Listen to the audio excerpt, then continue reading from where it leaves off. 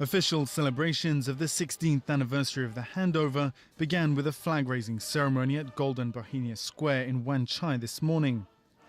Chief Executive Lun Chenying and his wife, senior officials, diplomats and other dignitaries were in attendance. Among them, former CE Tung Chee-hwa, who's now vice chairman of the Chinese People's Political Consultative Conference. But another former chief executive, Donald Tsang, was notably absent. Spirits were high at the ceremony, which also featured a helicopter flypast and a fireboat spraying water in Victoria Harbour. Despite the tropical cyclone warning, spectators also gathered there to enjoy the ceremony. Today also marked 1 year since Lun Chenying was sworn in as chief executive.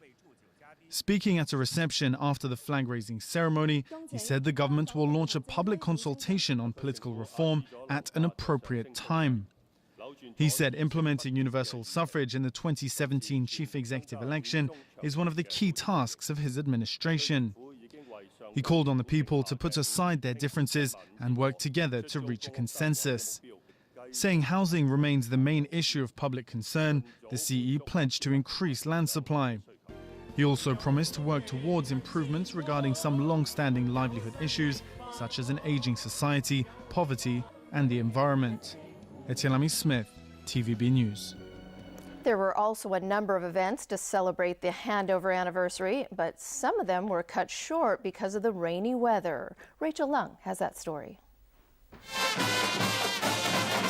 Chief Executive Lun Chenying kicked off official celebrations at HKSAR this afternoon, along with the director of the central government's liaison office, Zhang Shaoming.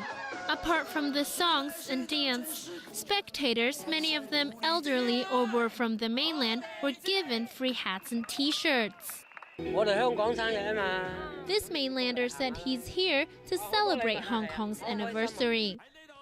The Hong Kong Celebrations Association, which staged the event, estimated that 225,000 people attended handover festivities around town. The head of the association, Zhang Yutong, said they were offering an alternative way to spend the day other than joining the anti-government rally. A concert at the Old Kai Tak Airport runway went ahead despite the storm. But then it was a bit of a washout.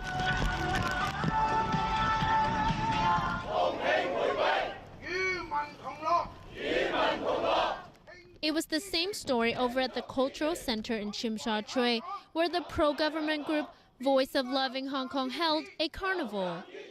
Voice of Loving Hong Kong originally planned for the participants to sit on the steps while they enjoyed the show, but instead they're all hiding under the canopy because of the rain.